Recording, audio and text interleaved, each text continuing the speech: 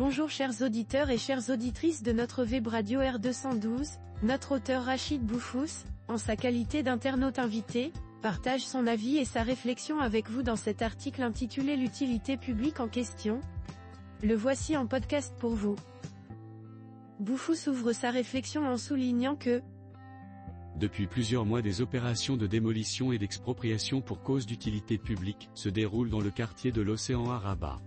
Des notifications parues au journal officiel décrètent des expropriations à venir sur de grandes artères de la capitale comme l'avenue Mohamed VI qui se trouve être déjà la plus large de la capitale. On parle de passage de tramway sur cette dernière artère, de construction de complexes hôteliers sur la corniche, mais point de précision de la part des autorités de la wilaya, de la ville, de l'agence urbaine ou même du gouvernement. Les citoyens ont le droit de savoir ce qui va leur être amputé et dans quel but cela va se faire. Ils ont aussi le droit d'en contester la raison, par voie de justice, si l'utilité n'est pas avérée ou sert des intérêts privés, ce qui est interdit par la loi. Poursuivant son analyse, notre architecte questionne l'intérêt d'un éventuel élargissement de l'avenue Mohamed VI ainsi.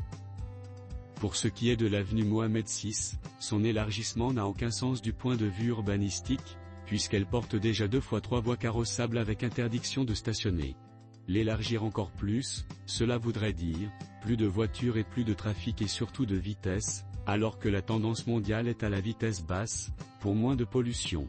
Des rumeurs parlent de passage du tramway, alors que celui-ci ne sera pas utilisé par les habitants du Souissi ou de la Pinède, attachés à leur voiture. De plus le tramway au Maroc n'est utilisé, surtout à Rabat que par les classes moyennes et les étudiants, catégorie sociale qui n'existe pas à l'est de la capitale, qui est un repère de gens ultra riches qui préfèrent affréter des chauffeurs pour le déplacement de leurs bambins à l'école ou pour faire des courses. Il aurait mieux valu construire un tramway entre Témara, Riyad et le centre-ville, c'est plus logique et plus utile. On a aussi parlé d'un élargissement pour augmenter la taille du trottoir de cette avenue, où à l'heure actuelle très peu de gens marchent à pied. L'auteur enrichit sa réflexion en abordant les impacts économiques de ces projets de cette manière. Ceci sans compter que la future expropriation qui sera opérée sur la dite avenue va tuer les commerces, stations de service, restaurants, banques qui peinent déjà à y exister. Par ailleurs cette avenue a été refaite il y a moins de 10 ans avec plus de 2000 palmiers plantés et des candélabres onéreux. On va tout détruire à nouveau pour replanter et recommander de nouveaux candélabres onéreux? Cela s'appelle de la gabegie et de la dilapidation de deniers publics, pour une utilité future fort douteuse. Boufous approfondit ensuite sa réflexion, en évoquant le quartier de l'Océan et le Douar-Lasker en disant. Pour ce qui est du quartier de l'Océan et de Douar-Lasker, les gens qui habitaient depuis plus de 80 ans n'ont eu que quelques jours pour déguerpir de leur masure, pour aller s'installer à un Aouda ou à Tamena en pleine année scolaire. Pour quelle utilité publique a-t-on fait déménager ces populations historiques de Rabat? Nul ne le sait et personne ne s'estime obligé de donner des explications. À part les élus du FGD, les politiciens demeurent inexplicablement muets, tout cela serait entrepris dans le cadre de la Coupe d'Afrique et de la Coupe du Monde. Pourquoi chambouler toute une ville pour des événements qui ne vont durer qu'1 mois et demi tout au plus, à chaque fois? Il poursuit son propos en partageant son vécu personnel, enrichissant ainsi son analyse. Je vis à Rabat depuis 50 ans sans interruption. Je connais parfaitement cette ville et ses habitants historiques. J'ai étudié dans ces écoles publiques. Les premiers de la classe venaient de ces quartiers populaires, témoignant ainsi que cette ville a toujours favorisé l'ascension sociale de ses habitants. Nous avons toujours vécu en harmonie avec ces populations, travailleuses, fidèles à leur ville et dont ils ont contribué à bâtir la civilisation. Vouloir changer la composition sociale de la capitale est une hérésie urbanistique pure et simple, une ville a besoin de toutes ces classes sociales pour continuer à vivre. Rabat a besoin de ces classes sociales pauvres et elles doivent y rester et continuer à y vivre. C'est ce qui fait aussi sa forte identité et renforce sa diversité. Faire de Rabat un ghetto pour riches n'est pas la bonne solution pour un développement urbain serein et harmonieux. Requalifier les quartiers et en moderniser les infrastructures et l'habitat de Rabat est une nécessité impérieuse, mais à la condition d'y reloger ces mêmes habitants historiques. Les jeter très loin de la capitale dans des conditions douteuses, ce n'est que déplacer le problème et non le résoudre. Notre internaute partage ensuite son expérience professionnelle liée aux questions de relogement et d'urbanisme en ces mots.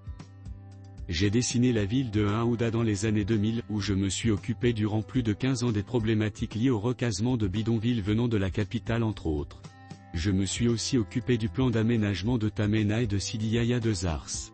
Mais j'ai toujours averti les autorités y compris les ministres de l'Habitat et de l'Urbanisme de l'époque, sur la dangerosité de concentrer des populations précaires dans les périphéries de la capitale, sans y créer les conditions optimales pour une vie décente et honorable. On ne veut plus de ceinture de pauvreté à Rabat, on l'aura en périphérie, et le problème ne sera pas résolu pour autant. Rabat a besoin de la constitution d'une aire urbaine équilibrée. Aujourd'hui on déstructure la capitale du point de vue urbanistique sans apporter les solutions adéquates à un vivre ensemble qui existe depuis des centaines d'années sur ce territoire. De l'autre côté, on continue désespérément de geler l'urbanisation des 1200 hectares du plateau d'Akrush, qui constitue le vrai poumon urbain pour que la capitale continue à se développer sereinement. Bouffous revient sur sa proposition faite en 2019 aux autorités locales ainsi. En 2019 j'avais proposé aux autorités de la ville de déplacer toute la capitale administrative vers le plateau d'Akrush. J'avais dessiné un plan d'aménagement du plateau dans ce sens. J'y mettais beaucoup de mixité de l'eau et d'usage afin que les habitants de la capitale puissent continuer de vivre à Rabat et ne soient pas contraints d'exiler leurs enfants à Salé et à Temara, à cause de la rareté et de la cherté du foncier dans la ville. Je proposais aussi un montage technico-financier pour indemniser les propriétaires d'Akrush selon le modèle édicté dans le Daïr instituant les syndicats de propriétaires urbains, utilisé par Lyotet pour fabriquer le centre-ville de Casablanca et qui a montré son efficacité dans pareille intervention. Pour conclure, l'auteur déplore le manque de vision stratégique des responsables actuels en matière d'urbanisme en ces termes. À l'époque, les autorités de Rabat étaient enthousiastes à cette idée que j'avais proposée.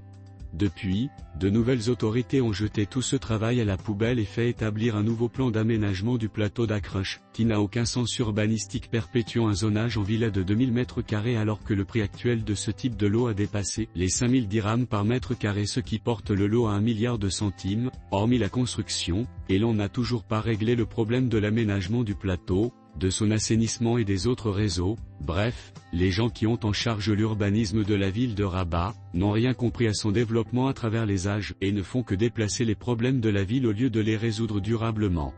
Tout ce qui compte c'est exproprier, détruire, vider la capitale de ses habitants historiques et pauvres, alors que l'utilité publique pose dans le cas d'espèces de sérieuses questions quant à sa véritable utilité. Chers auditeurs de la web radio R212, merci d'avoir été à l'écoute de ce podcast et de partager avec nous ce moment d'échange et de découverte. Votre présence et votre fidélité sont notre plus belle récompense. On se dit à très bientôt, si vous le voulez bien. Avec toute notre gratitude, l'équipe de R212,